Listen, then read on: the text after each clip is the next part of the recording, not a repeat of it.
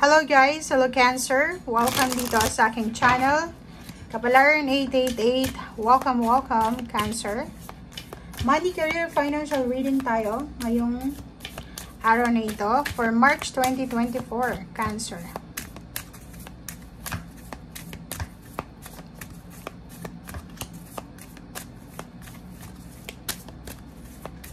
Walang lumalabas. Compassion.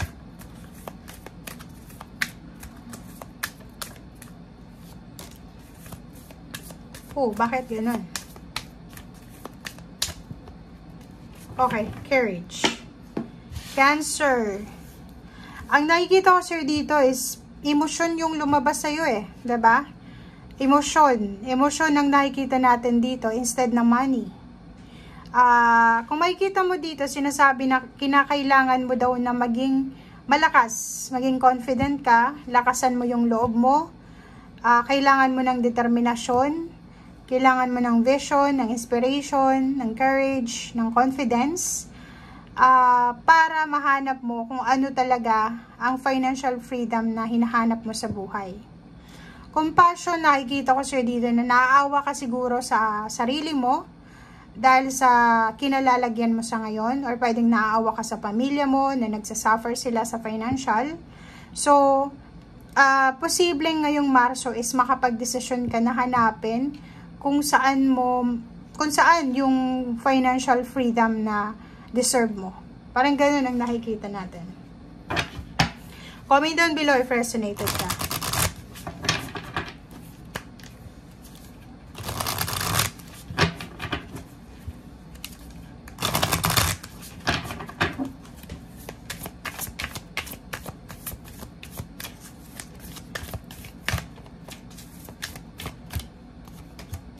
Okay, rest and rejuvenation.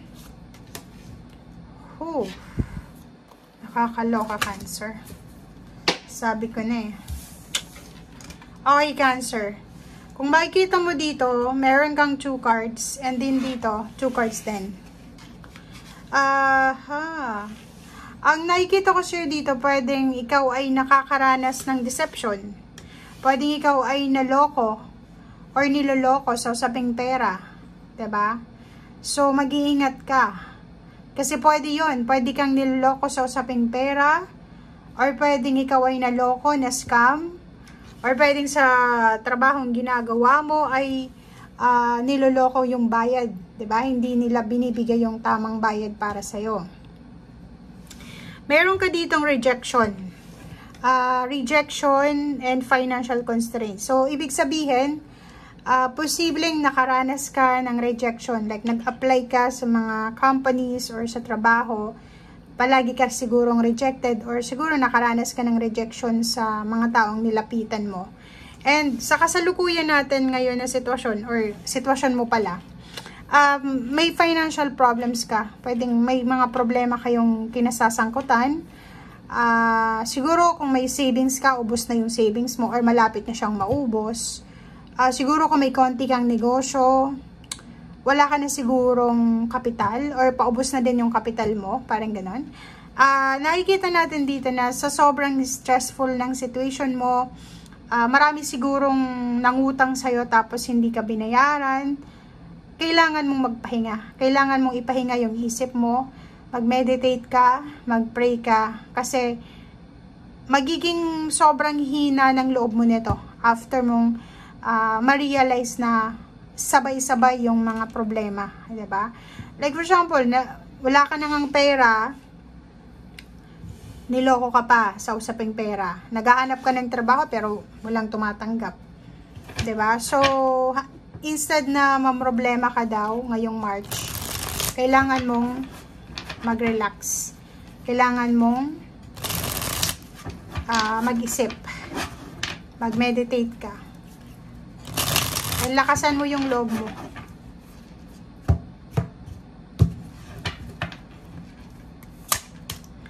Okay, same din to sa Scorpio.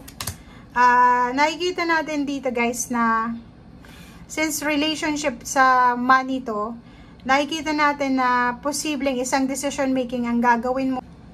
Okay, isang decision making ang gagawin mo, Cancer. regarding money. So, if may negosyo ka siguro, or pwedeng nagbabala kang magnegosyo, or yun yung pinaka-source mo ng income, siguro makikipag-negotiate ka, or pwedeng makikipag-collaborate ka sa isang tao. Yun ang nakikita natin dito. Next card natin is etong 3 of Wands. Ang 3 of Wands na ito is parang sinasabi ng baraha sa'yo dito, Cancer, na naghihintay ka, like may hinihingan ka ng tulong. Pwedeng humihingi ka ng financial help, or pwedeng nangungutang ka sa isang bangko para makipag business partnership ka, or sa isang pwedeng lending company. And ngayon sigurong March is naghihintay ka. Nakikita ko sa'yo dito, sobra-sobra yung motivation mo. Kasi nakikita mo yung mga pangyayari sa paligid mo na hindi siya masyadong stable. So, pinapakita ng baraha mo dito na sobra-sobra yung okay. So, parang nakikita natin dito na sobra-sobra yung mga sobra-sobra yung courage mo. Yung strength, yung courage na nakikita natin dito. Okay?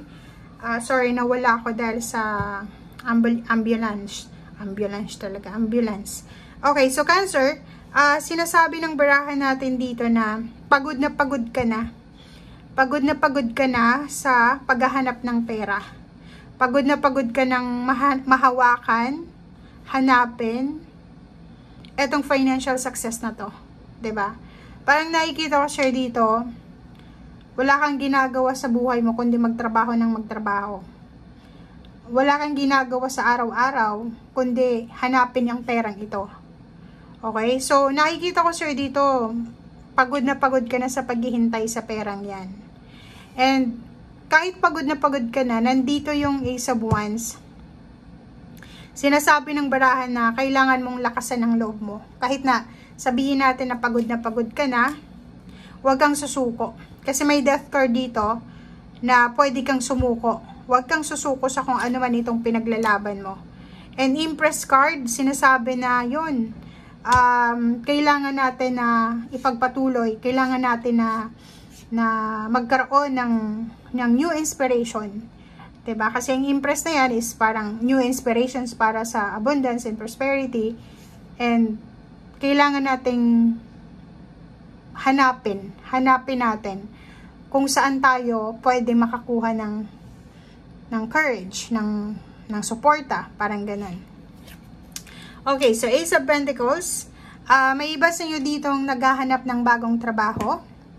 May iba sa inyo ditong nagsasaliksik diba? Yung searching for a job ka, marami ka na sigurong companies na pinuntahan, pero yung iba, nire-reject ka siguro dahil siguro overage ka na, kulang ka sa requirements, kulang ka sa credentials, or kano pa man. Okay? Meron ditong High Priestess. May parang, mayroon ditong mensahe yung High Priestess sa'yo na parang tinuturo ka niya sa isang trabaho, kaso lang hindi mo to gusto. So, makinig ka sa sinasabi ng intuition mo dahil posibleng itong tinuturong trabaho sa'yo is yan talaga yung nakatadhana para sa'yo. Okay? So, sinasabi ng baraha sa atin na if ever man na feeling mo wala kang choices ngayon, be thankful pa rin. Kasi at least meron kang courage ngayon, or meron kang confidence sa sarili mo na kahit marami kang pinagdadaanan, financial man, emotional, niloko ka, in-scam ka, pero yung lakas loob, yung motivation, yung wag na wag mong aalisin sa sarili mo. Okay?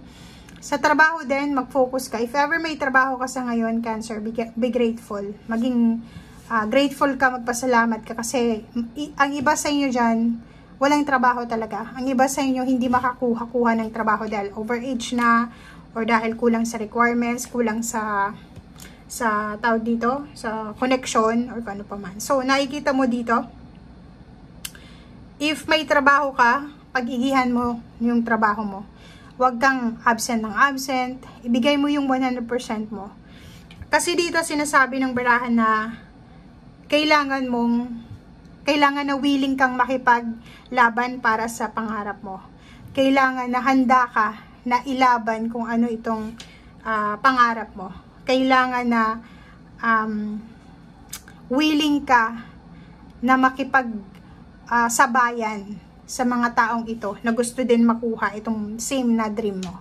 Okay? So, ang lalim ng messages mo, parang wala naman tayo ditong nakuhang pera kung kailan tayo makakakuha. Puro lang to emotion. Okay? So, yan ang nakikita natin dito, Cancer. I hope na nakuha mo yung energy dito. Okay? But, yung month ng March, sinasabi ng baraha sa'yo na if ever man, yung pakiramdam mo is parang pinagsakluban ka ng langit at lupa. Ang pinaka maganda mong gawin is mag-pray ka, ask help, 'di ba? Magpahinga ka kasi nandito yung Empress, nandito yung rest and rejuvenation. Kailangan mo yun pahinga, take care of your body, take care of your health kasi katawan yung puhunan, 'di ba? So, kailangan mong alagaan kung ano yung puhunan mo. Okay? Thank you guys and see you again. Bye!